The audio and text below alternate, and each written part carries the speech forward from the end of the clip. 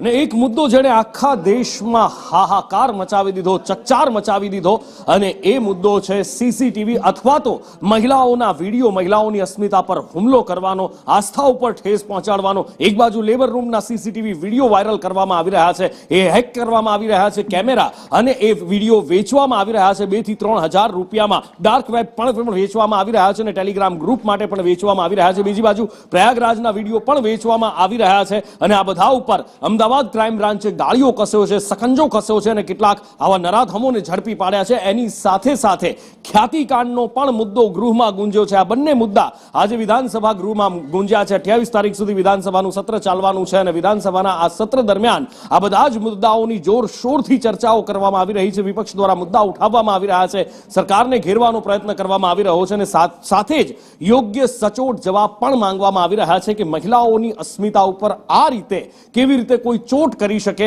આખરે એ સિસ્ટમ કેવી રીતે હેક થઈ શકે, આખરે લેબર રૂમમાં કેવી રીતે કેમેરા લાગેલા હોય એ સાંખી લેવાય। ઘણા બધા સવાલો ઉઠાવવામાં આવ્યા છે અને એની સાથે સાથે ખ્યાતિકાંડનો મુદ્દો જે સંદેશ ન્યૂઝે આખો આ કાળા કારોબારનો પર્દાફાશ કર્યો હતો, લોકોના હૃદય ચીરવાના એ કારોબારનો, સરકારને ચૂનો લગાવવાના કારોબારનો પર્દાફાશ કર્યો હતો, એ મુદ્દો આજે વિધાનસભામાં ગુંજ્યો છે। હિરેન પાસેથી વિગત જાણીએ।